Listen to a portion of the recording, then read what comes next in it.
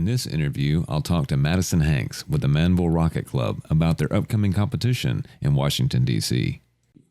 So, Madison, tell us about the Manvel Rocketry Club. I understand here recently you and the club have accomplished a milestone with some of the competitions and you're getting ready to travel to D.C. Tell us about it. Yes. So our club has existed now for 7 years. I've had many teams. This year I had two teams, and one of the teams made top 100 in the American Rocket Challenge. It's a challenge that happens every year. This year, over 1,000 teams across 46 states, over 5,000 students entered from junior high to high school in this nationwide competition. And my students made the top 100. So this week we are headed to DC to fly at just a big green field just outside of Arlington for national championships. There's thousands of dollars in scholarship on the line, and I believe first place goes to Paris for the Worlds. Hmm. Okay. Now, if people aren't familiar with a rocketry club, how it's set up, who are the participants, et cetera, give us a little bit of an overview. So the American Rocket Challenge is a egg lifter competition. So students have to build a rocket from scratch. My students started with a pile of cardboard tubes, a roll of 3D plastic. They use laser cutters, 3D printers. They designed every part from scratch on a simulator computer, running through all sorts of models, designing lots of different things. This year, the competition was to build a rocket to carry exactly two chicken eggs to exactly 790 feet. And they had to land within a specific 3-second window. You get points for every foot not on target, and you get points not in that window. Lowest score wins, just like golf. Okay. And we had a total score of 20 points across two flights. So only 3 feet off one time, and another time, I think it was 10 feet and a couple seconds off Hmm. for a total of 20 points. Okay. Now, who is the typical student? Age group, people, what's the characteristic of the students, maybe interest wise? Would it always be people who may have an interest in science, or is it from cross cultural? Well, I will say rocketry is something that applies that can be of interest to any group, any demographic.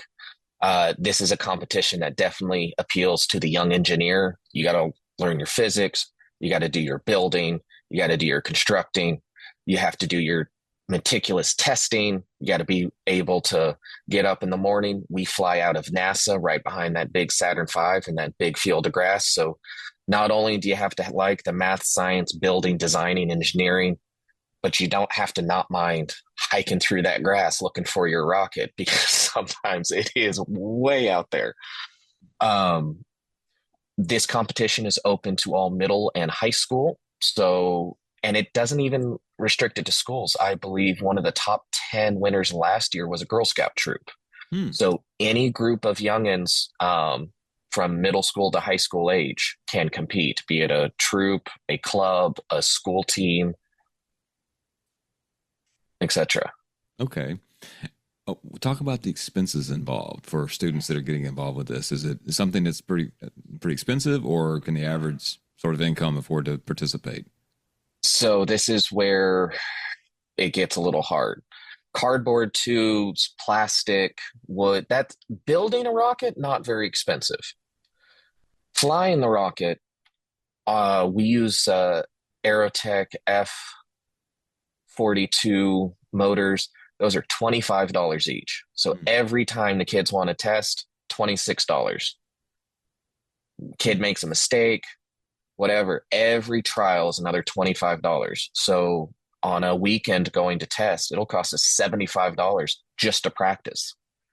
Um, so that's where money comes in. The flight recording computers, those are $80 each. And I've had students drop them, lose them, step on them. Those add up. But for us, the real expense is getting to DC. Um, we are a non-sponsored, so we're having to do the fundraising ourselves this week, trying to raise money to fly to get airfare tickets hotel tickets, got to pay for food, and it's the kids are taking um, Friday, Saturday, Sunday to fly out to DC. So right now, that's the burden that's falling on those families. Okay. Now, to the teams, or actually to the rocketry competitions itself, is that an individual affair where each individual gets a rocket and they compete as an individual against other individuals, or is it a team effort? It's a team effort. Hmm. So I have a team of three and a team of four. And in our club, we'll have most teams, I want to say, in my experience, teams are anywhere from 3 to 7 youngins. It just kind of depends on that group's dynamic. Okay. So the upcoming competition that you're going to, how do you qualify for that? Is it just the event that you went to this last time, or is there a series of qualifying events that grow and build, and then you finally work your way to this DC competition? So to qualify, during the open time from pretty much August till April, there is time for students to build and fly. At any point, a team can say, I want to make this an official attempt. Kids are allowed to fly unlimited amount, Hmm. but they only get 3 official attempts to qualify for nationals. Your best 2 scores get added together, and that's what gets submitted. So you are allowed to fly, and you can do up to 3 official attempts and submit that for nationals. And then nationals decides, takes the lowest 100 scores from across the country and invites those to nationals. Okay. Talking about the experiences now, when the students are out there flying, would they be out there 30 minutes? Is it half a day? What's a typical outing like for these students? So we fly from, there is a club, a local National Association of Rocketry Club that meets out at NASA 2 Saturdays a month. And we show up at 8 a.m. and we are flying often till noon. There's usually 2 rocket pier or rails for teams or just anyone in the club Hmm. not associated with this competition to fly. And so it can be sometimes an hour waiting your turn. So Hmm. it's 2 rockets go on the rails, launch, make sure everything's clear. Next group comes out. But sometimes that gets delayed when something goes wrong. Rocket explodes on the pad. Then we got to figure out, diagnose, and everyone waiting in line just has to wait in line. Okay. How have you seen students change on a personal level from the time they start this club until the time maybe they've been in it a little while? Personal growth. So I've seen It's a some visitor. amazing growth. Yeah, that's Don't worry, I'll cut sorry. this out. That's all right. Go ahead. I've seen some amazing growth. I've had students who show up and think, whatever, wing it, right? Because middle school, right? We're so used to winging it. We're so used to, we'll worry about the details later. Well, physics is all about the details and oh, I didn't put that in the box. You mean, well, you can't just run back to the school an hour away and go get that?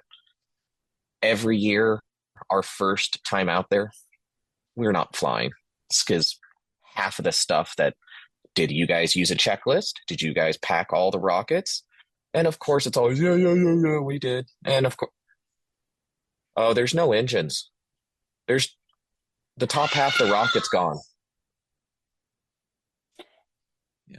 And so this is very much a rubber meets the road um, type of thing that for a lot of students learning about, yes, checklists are real. Yes, you can't just, you actually have to sit down and do the math. I think the biggest thing is students learning that you have to do it right. And if you skip things, if you're lazy about it, it'll come back to bite you from being lazy about sanding the edges, not being careful about gluing it. Yeah, that looks straight. Mm-hmm. Or even if it's just putting stuff away and being careful to pack it correctly, because oh, I thought you put the egg inside the rocket. Well, that's why it went 400 feet too high because it's 70% underweight. Right. Yeah. Oh, you didn't put the parachute in? So DC, you talked about raising funds for DC. I know when we talked previously before the interview, and you gave me a little bit of a recap. I know you'd raised some money, but where are you at with that, and what are you still looking to raise? So for us to fund everything, I've got 7 students going, each with an adult chaperone. So that plus myself. So we've got 15 plane tickets and 7 hotel rooms. It's going to cost us about $1,100 a person. So we so far have raised 3,500, I believe, last I looked this morning. So we're at roughly 3,500 and 15 people, $500 plane tickets and $300 hotel rooms. Ideally, we want to try to raise $10,000 because that will cover everything and then set us up to buy motors for next year. Okay. So where can people go and maybe donate or learn more about the association? We do have a GoFundMe, and honestly, anything, absolutely anything helps, and it's so greatly appreciated. We are a Title I school, so we are from an economically disadvantaged area. We are here locally, based out of Manvel, fly out of NASA. Well, I'll make sure and include a link to the GoFundMe in the description of the video. That means so much. I really appreciate it. Well, very good. Well, if people want to learn more about the club, Madison, is there a link or a website where people can learn more about what you guys do? The American Rocket Challenge has a website. Okay. But since we are a school team based out of a local school, we don't have a website. We don't have a big social presence. Okay. Very good. Well, I appreciate you coming on and telling us about it, and I wish you guys all the best. I appreciate it. Thank you, sir. If you enjoyed this video, consider supporting our effort to share the news in print and on our extensive website, and now on our new YouTube channel. Contact publisher David Day at area code 409-943-4265 to support the Post newspaper today.